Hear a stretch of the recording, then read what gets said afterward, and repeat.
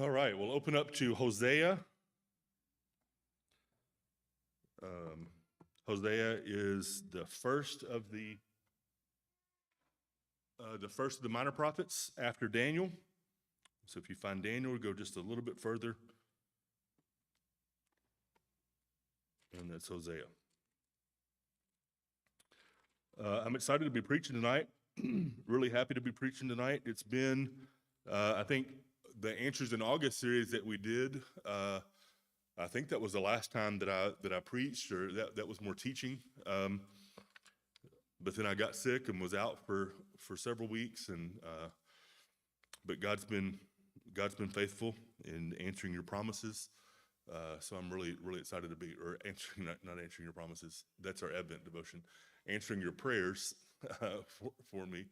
And so I'm glad to be preaching here tonight. Back in October, I was at one of the football team dinners, and October was Pastor Appreciation Month, and one of the ladies, I won't say who it was, but one of the ladies, I'm not really sure what she was thinking, but she said, as a great Pastor Appreciation gift this year, the church, she had a great idea. She said the church could give us a week off.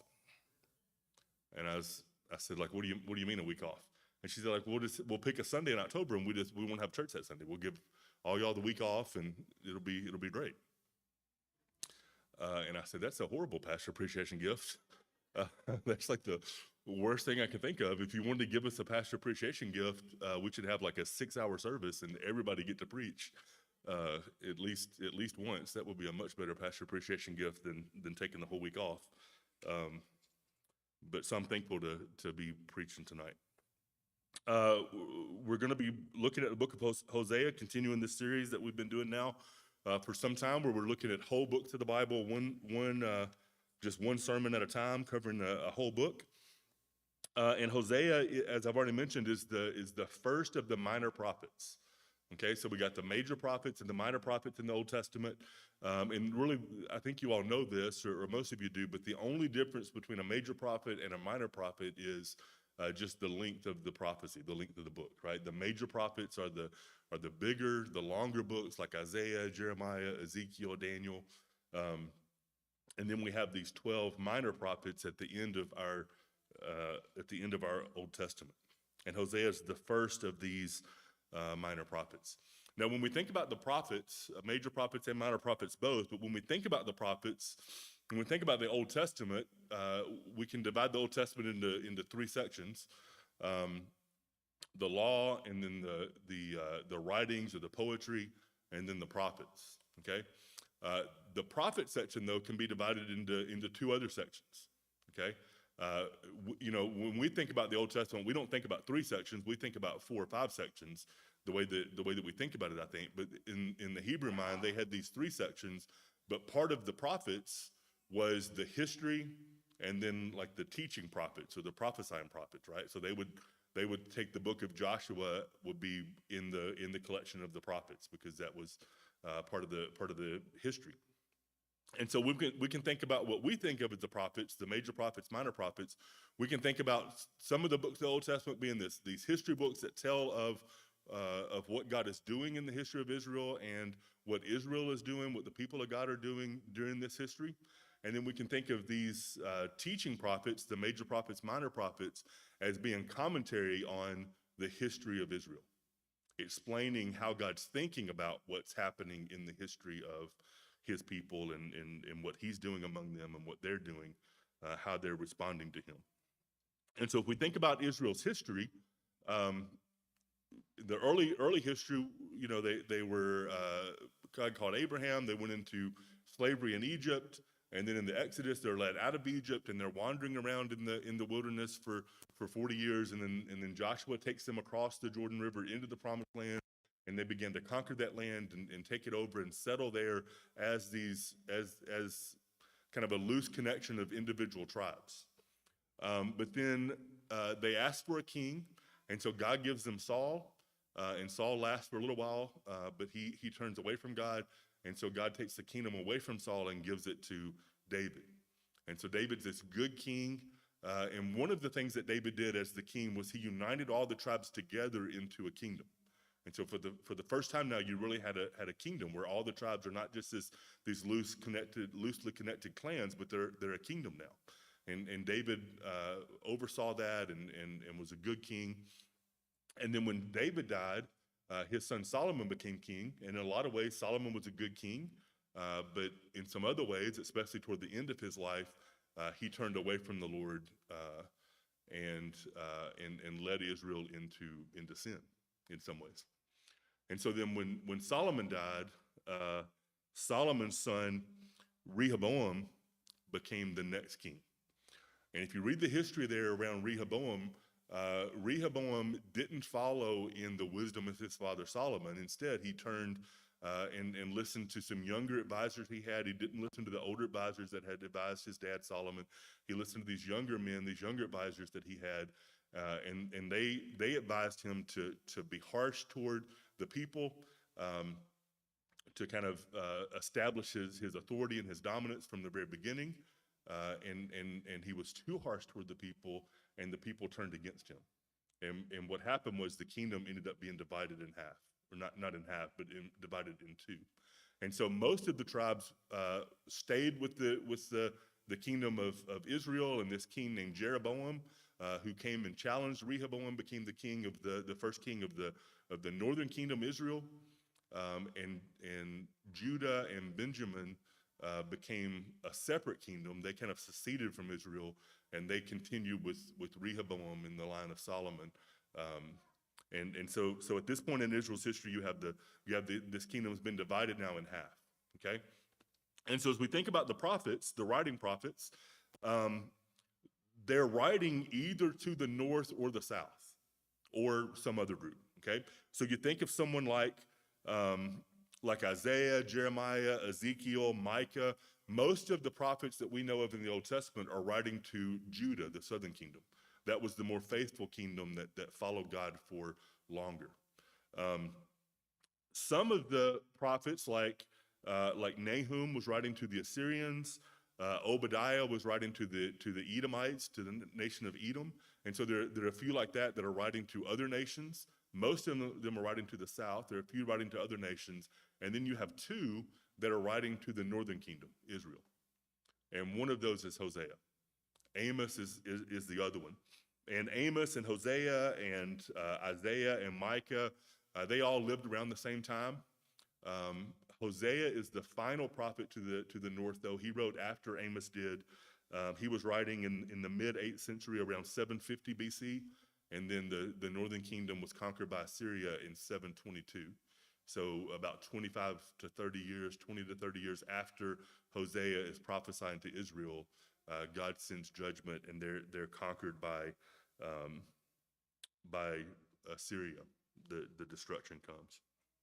So that's who Hosea is. He's writing to the northern kingdom.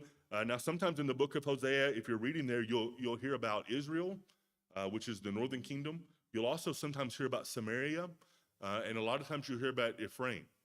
And those are all just different names for that same kingdom, for the northern kingdom. Israel's the name of the kingdom.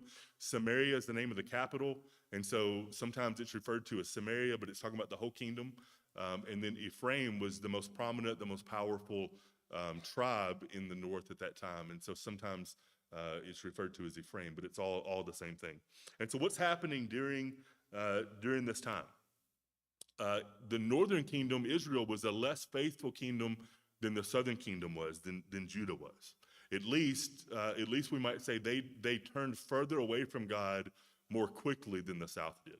Okay, the southern kingdom, Judah, also eventually turned away from God and weren't faithful to him either. But Israel turned away faster and turned away further.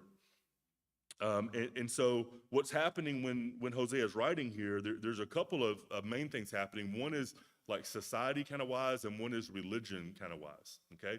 And so society kind of wise, the kings of the north and the wealthy people, the powerful people of the north are consolidating power among themselves, and they're using it to exploit people that are less powerful or powerless and poor, okay? And so there's all this power kind of struggles going on in the north. The last 6 kings in the northern kingdom only one of them died of natural causes. All the rest of them were assassinated for other people trying to take power, trying to take control. And so you had this struggle going on. You also had these kings and more powerful people that were consolidating a lot of the land and seizing land from poor people, land that had been in their families and their clans for generations upon generations, and they're taking all of this land unjustly, and so these people that have lived there for generations are now becoming tenant farmers or becoming slaves on their own land, this land that they used to own. So you have this kind of thing going on in the society where you have the really upper class and the really low class. But as far as religion goes, Israel has really turned away from the Lord and has turned into idolatry.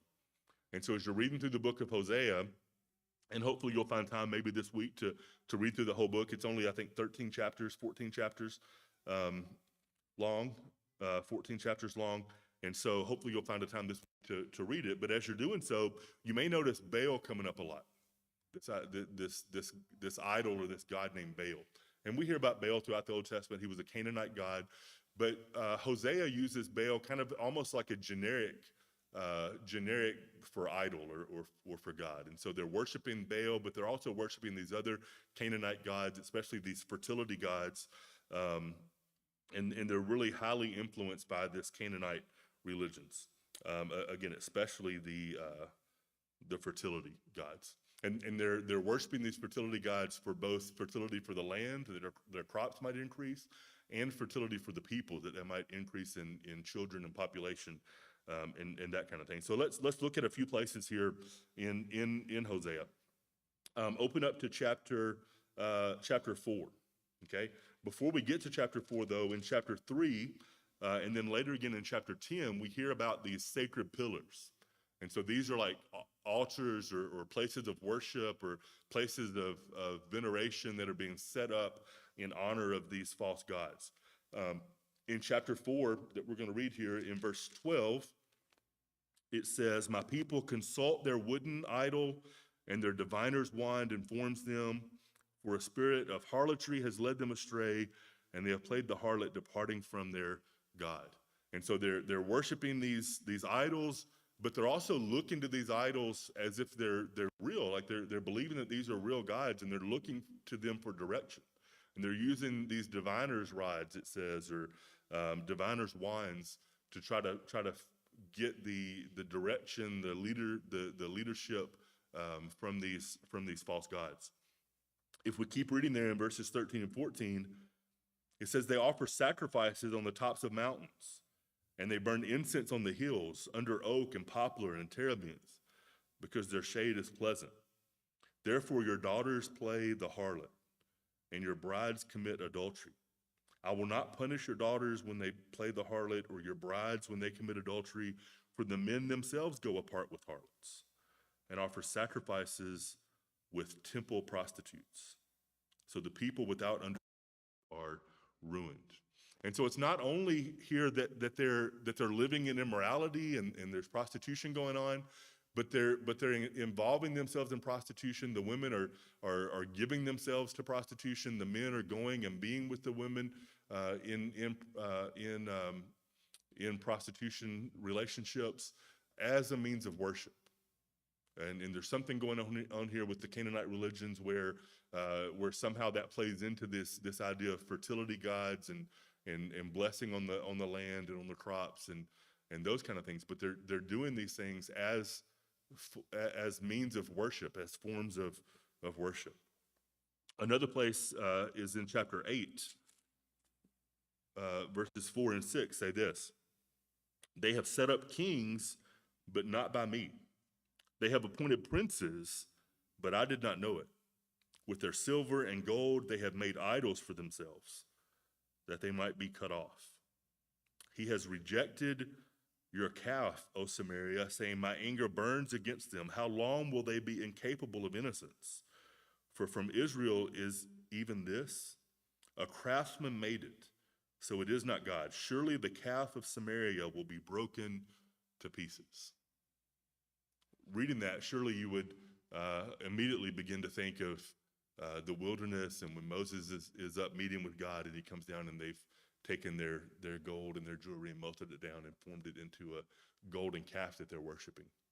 Here now at the end of Israel's history, just 20 or 30 years before Israel is conquered and there is no more northern kingdom, they're back to that same pattern of behavior, back to that same pattern of idolatry, worshiping these idols that they have made for themselves. So this is the situation that Israel's in. This is the setting that Hosea is writing to. This is what's going on in Israel while he's writing, while he's prophesying. And Hosea gets this message from God. And we can take the book of Hosea and kind of divide it into two sections, okay? And so the first section is chapters 1, 2, and 3, maybe a little bit of 4. And then the second section is chapters 4 through 14, okay? Back a couple of weeks ago, Tyson Lott preached on Ezekiel. And he talked in Ezekiel about the idea of sign acts in some of the prophets. I don't know if you all were here for that sermon or remember that. If you weren't, maybe go look that up online and re-listen to that. But often in the prophets, or pretty often in the prophets, they're prophesying, they're speaking messages that God's given them. But often they also are given object lessons or things to act out. And these are sometimes called sign acts that they're given to do. And so when Tyson was preaching about Ezekiel, he told us that in Ezekiel, there's a place where Ezekiel is told to pack a bag for exile. He's told to dig a hole through the city wall. He's told to leave the city through that hole with his eyes closed. And that's a symbol of what's going to happen to Israel. They're going to flee as they're being conquered by Babylon. Judah. He's writing to Judah, not Israel. There's another place in Ezekiel where he's told to take two sticks and pick them up and hold them separated in his hand, and then hold them together in his hand, right, with his hand over the seam so that you can't see that it's two sticks. It looks like just one stick there together. He's told to do that as a symbol of the kingdom being divided in half, but being restored later on. Tyson talked about Ezekiel laying on his side for more than a year and eating food that was cooked in a rather unappetizing way. You can, again, look that sermon up and read that or hear that if you want to know more about that. Isaiah does this as well. God tells Isaiah at one point to walk naked and barefoot for 3 years. And he does this with Hosea. He gives Hosea a sign act to reenact or to act out in front of the people. Okay? And this act that he gives Hosea to do is pretty well known among believers. Probably you know about it, and it's kind of what the book of Hosea is known for. And this is the first section of the book, this sign act. So look at chapter 1.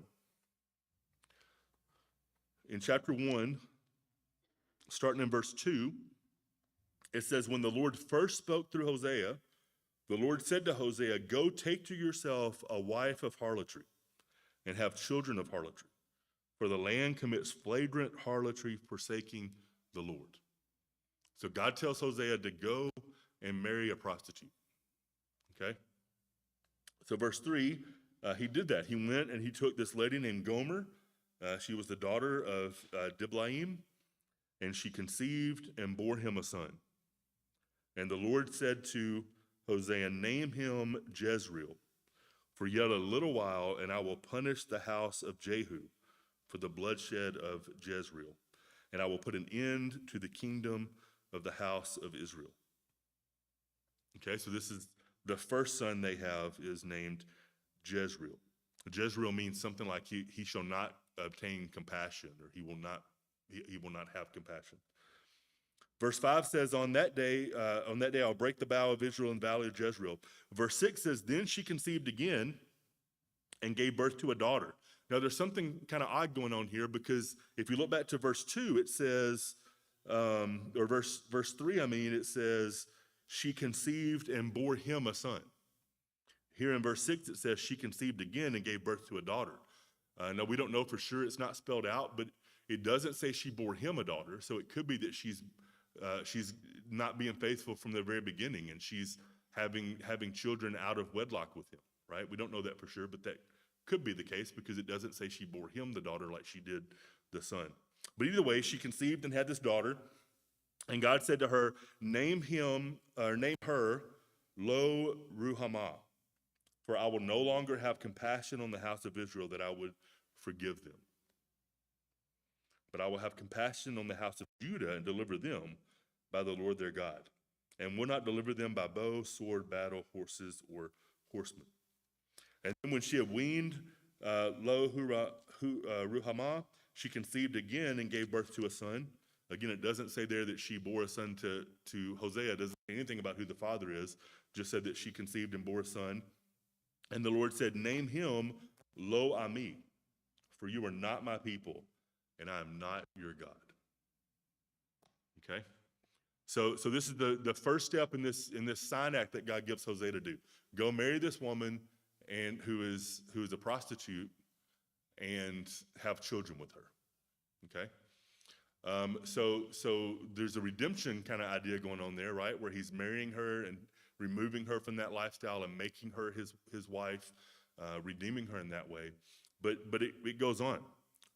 Skip over chapter 2 for now and look at chapter 3. In chapter 3, verse 1, it says, then the Lord said to me, go again and love a woman who is loved by her husband, yet an adulteress, even as the Lord loves the sons of Israel, though they turn to other gods and love raisin cakes. I think this is Gomer again, right? Gomer has turned away from Hosea now, and he says, go love her again, right? Go and take her back again. She's someone who is loved by her husband, and yet she's a wife of adultery. She's committing adultery. She's going back into that lifestyle that she was in before. Go and retrieve her from that. Go again and love a woman who's loved by her husband. Verse 2 says, so I bought her for myself for 15 shekels of silver and a homer and a half of barley. So he had to buy her this time. So she's sold herself into prostitution again. Maybe she's involved in the temple prostitution that's going on in the worship. But either way, he's having to buy her now out of slavery, out of some type of human trafficking, slavery type situation. So he did that. I bought her for myself for 15 shekels of silver and a homer and a half of barley. Then I said to her in verse 3, you shall stay with me for many days. You shall not play the harlot, nor shall you have a man, so I will also be toward you. For the sons of Israel will remain for many days without king or prince, without sacrifice or sacred pillar, and without ephod or household idols. Afterward, the sons of Israel will return and seek the Lord their God and David their king, and they will come trembling to the Lord and to his goodness in the last days.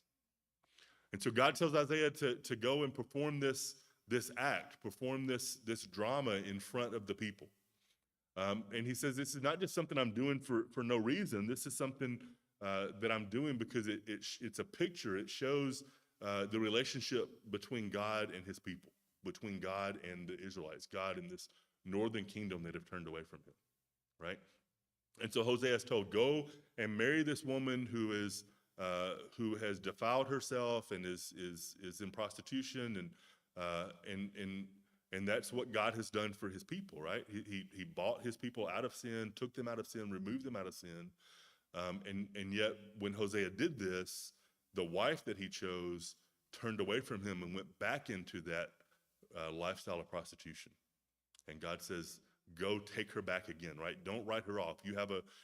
Hosea would have a right to divorce her and send her off and that kind of thing. But God says, don't do that, because your relationship with your wife is a picture of how I'm interacting with my people, Israel. They've turned away from me, even after I've redeemed them and bought them out of this lifestyle and cleansed them and made them my people, made them my wife, been a husband to them, cared for them, provided for them.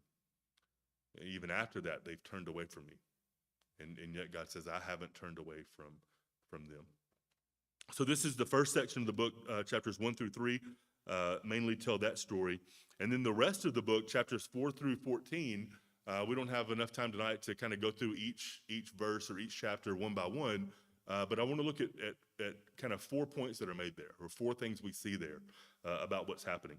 So if you think about those first 3 verses as like a drama or like the sign act that's going on, then these next chapters 4 through 14 are kind of the explanation of what's going on in the background. Okay, so kind of, I've gotten your attention now with this drama, with this story. Now let me tell you what the Lord says. Okay, and so the first thing we see in Hosea is Israel's unfaithfulness.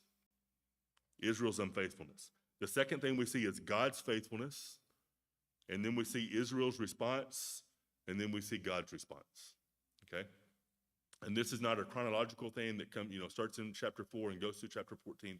These are just four themes, I think, that we see scattered throughout the book, throughout these chapters. So first of all, we see Israel's unfaithfulness. So look again at chapter 4, and just look at those early verses there. He says, "Listen to the word of the Lord, O sons of Israel," in verse 1. "For the Lord has a case against the inhabitants of the land, because there is no faithfulness or kindness or knowledge of God in the land. Instead, there is swearing, deception, murder, stealing, and adultery. They employ violence so that bloodshed follows bloodshed. Therefore, the land mourns, and everyone who lives in it languishes, along with the beasts of the field and the birds of the sky, and also the fish of the sea disappear." So God's listing out some of the sins, some of the lifestyle attributes that are accredited to the Israelites. And we see a couple things here, I think, in this list of sins. One thing we see is that the people are living like the Canaanites. They're not living like God's people, right? They're living like the other nations around them. When God led them into the promised land and they were to take over the land and drive out these other nations and set up the kingdom there, they were told to not be like these other nations, to be different, to be set apart. And God gave them the law, and in several parts of the law were specific regulations for ways that they were to be different. And here in this list of sins, we see them living just like the other people. And I've already mentioned earlier what was happening with the kings and with the kind of the power dynamics in the nation at this time, and the different people assassinating kings to kind of take over that position themselves. And we see all this stuff happening that's just like how the other nations are. Okay? That's one thing we see. Another thing we see is that their sin, especially in verse 3, we see this. Because of their sin, therefore, he says, the land mourns, and everyone who lives in it languishes. And this reminds me of what happens in the garden back in Genesis chapter 3, where Adam and Eve turn away from the Lord, sin against the Lord, and not only does it affect them, but it affects all of creation.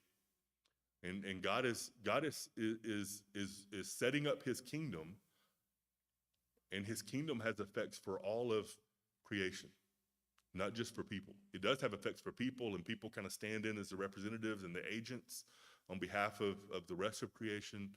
But our sin has effects on, and their sin had effect on other parts of creation as well. And one of the reasons for that possibly is because they're worshiping all these other gods and idols that look like bulls and that are for the fertility of the land and things like that. And yet their sin is affecting these things. And so God is saying, your gods can't even do what you're asking them to do, right? Your fake idols can't even come through with what you're worshiping them and seeking for them to do. Another place where we see Israel's unfaithfulness is in chapter 8. In verses 11 through 14, we read this: "Since Ephraim has multiplied altars for sin, they have become altars of sinning for him. Though I wrote for him 10,000 precepts of my law, they are regarded as a strange thing.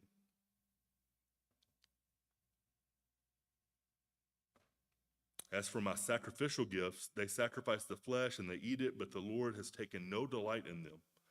Now he will remember their iniquity and punish them for their sins. They will return to Egypt.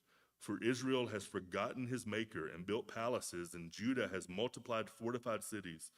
But I will send a fire on its cities, and that I may consume its palatial dwellings."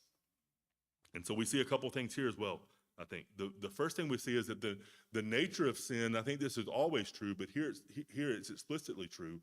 The nature of Israel's sin is personal. It's not just that they're seeking out advantage from these other gods, that they're seeking out fertility for their land and for their families and those kind of things from these other gods, trying to seek out what they can get from them. It's a personal rejection of the true God. He says that He says that they've multiplied altars and they've become altars for sinning for them. And then in verse 12, he says, though I wrote them 10,000 precepts of my law, they are regarded as a strange thing. The God who established Israel, the God who led Israel out of Egypt, the God who called Abraham, Isaac, Jacob, this God is considered strange now as compared to these new gods that they've gone off to. It would be like Gomer choosing to be with these other men in these prostitution relationships and considering her family life and her home life with her husband and her kids as a strange thing, a weird thing that she didn't want to be part of. It's a personal rejection. And then another thing that we see here is they're still offering sacrifices to God. They're still involved in the outward signs of worship, the outward acts of worship, and yet their heart is turned away from the Lord. And so they're trying to have it both ways, right? They're trying to have their cake and eat it too, if you will. They're trying to have everything. They're trying to still have this God that's part of their history, part of their background, and yet they're also trying to put their hope in these gods that seem to be blessing these other nations around them, and so they go to worship those gods as well. And God says he will have none of it. He says, though they offer sacrifices and they eat the sacrifices, God says he is not pleased with them at all. And then there's one other place where we see Israel's unfaithfulness. It's in chapter 13. There's other places, but one of the places that I want to point out. It's in chapter 13, verses 4 through 8. It says, yet I have been the Lord your God since the land of Egypt, and you were not to know any God except me, for there is no Savior besides me. I cared for you in the wilderness, in the land of drought. As they had their pasture, they became satisfied, and being satisfied, their heart became proud. Therefore, they forgot me. So I will be like a lion to them, like a leopard. I will lie in wait by the wayside. I will encounter them like a bear robbed of her cubs, and I will tear open their chests. There I will also devour them like a lioness, as a wild beast would tear them open. One thing I think we see here is, and this is something that I think we in our culture, society, kind of our place in history right now, we are susceptible to. Part of their turning away from the Lord is it says they were satisfied and they forgot him. They were satisfied with the good things he had done for them. They were satisfied with the good things that he had given them, and so they forgot him. And I wonder how often people in our day, people in our place, even us sometimes, take God for granted and take his good gifts for granted and become so satisfied with the things that God has done for us that we begin to forget him, right? And even begin to see it as things that we're doing for ourselves instead of things that God has done for us and has given to us as gifts. So we see the Israelites' unfaithfulness here, but we also see God's faithfulness in the book of Hosea. We see God's faithfulness, and I want to look at a couple of places where we see that. The first one's in chapter 11. The first few verses, we see this obviously in this whole drama with Hosea and his life with Gomer, but it's spelled out in a couple places here. Chapter 11, verse 1 says, when Israel was a youth, I loved him, and out of Egypt I called my son. The more they called them, the more they went from them. They kept sacrificing to the Baals and burning incense to idols, yet it was I who taught Ephraim to walk. I took them in my arms, but they did not know that I healed them. I led them with cords of a man, with bonds of love.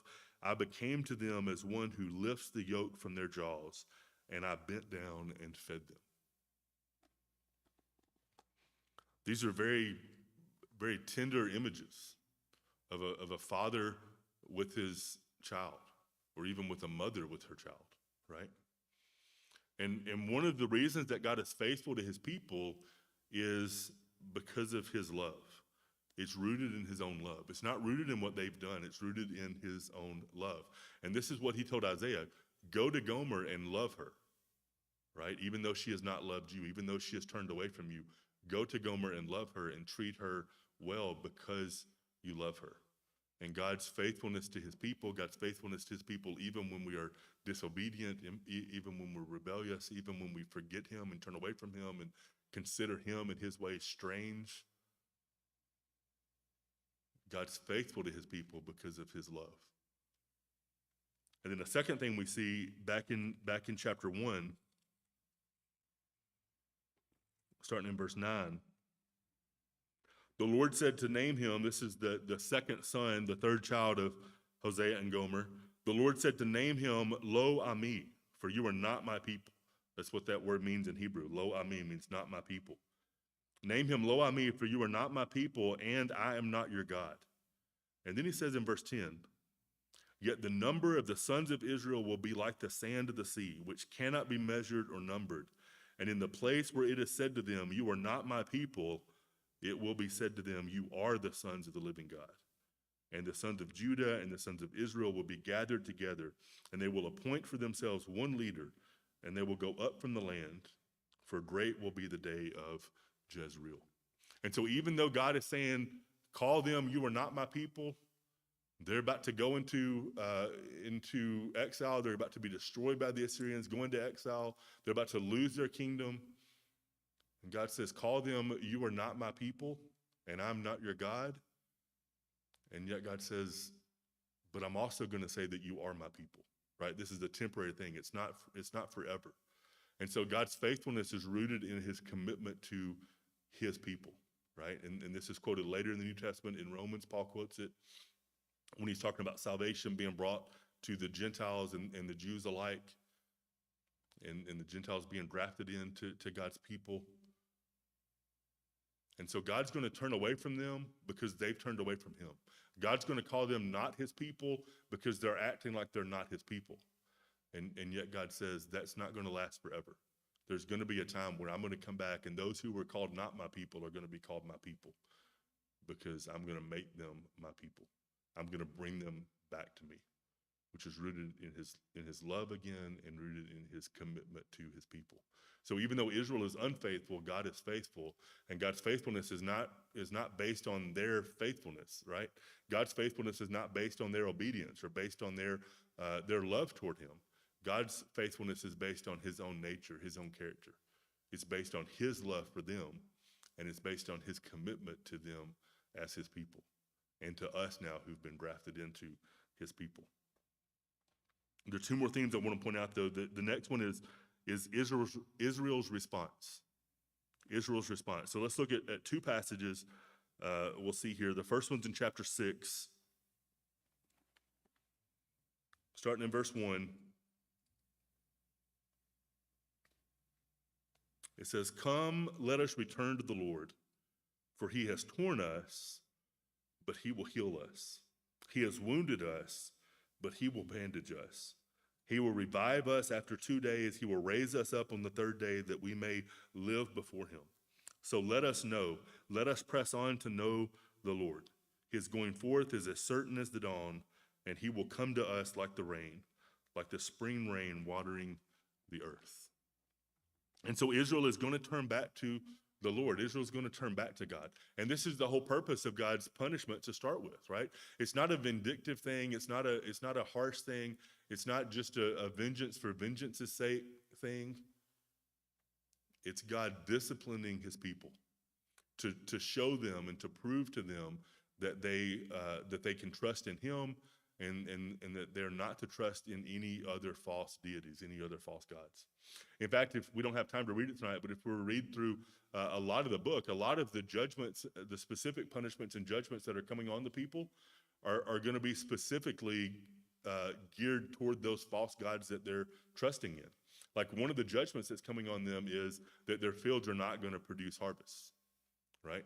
And they've been worshiping these other gods and these fertility gods especially for the sake of their harvests. And God says, you're trusting them. You're not realizing that I'm the one that's giving you the harvest, and I'm the one that's blessing you in this way. Okay, then I'm gonna take my hand away from that, and let's see what these other gods can do for you. And the result is going to be that they're not going to have the harvest. They're not going to have the provision that God has been providing for them. But there's another place I want us to see where Israel responds. It's in chapter 14, toward the end of the book. Chapter 14, verses 1 through 3 say this: Return, O Israel, to the Lord your God, for you have stumbled because of your iniquity. Take words with you and return to the Lord. Say to him, take away all iniquity and receive us graciously that we may present the fruit of our lips. Assyria will not save us. We will not ride on horses, nor will we say again, our God, to the work of our hands. For in you the orphan finds mercy. And here we see the people not only turning back to the Lord because of the judgment that's come on them, but turning back to the Lord because they're realizing the error of their ways. They're realizing that God is who he says he is. They're no longer will we trust in the product of our hands, right? The work of our hands. No longer will we say our God to these false idols. But they're recognizing God that God is who he says he is, and they're saying at the end of verse 2, receive us graciously, that we may present the fruit of our lips to you, that we might worship you. And they're admitting their dependence on God, professing their dependence on God, their need for God's mercy, their need for God's grace. They're repenting of their turning away from him and turning back to him now and asking him to receive them. And then the last thing, the way we'll end tonight is almost a doxology here at the end of the book that we'll read. And this is the fourth theme that's seen in the book, which is God's response to his repentant people. God's response to his people when they come in repentance. So we've got Israel's unfaithfulness, God's faithfulness, Israel's response, and now God's response. And I'll start reading in chapter 14, verse 4. He says, I will heal their apostasy. I will love them freely, for my anger has turned away from them. I will be like the dew to Israel. He will blossom like the lily, and he will take root like the cedars of Lebanon. His shoots will sprout, and his beauty will be like the olive tree, and his fragrance like the cedars of Lebanon. Those who live in his shadow will again raise grain, and they will blossom like the vine. His renown will be like the wine of Lebanon. O Ephraim, what more have I to do with idols? It is I who answer and look after you. I am like a luxuriant cypress. From me comes your fruit. Whoever is wise, let him understand these things. Whoever is discerning, let him know them.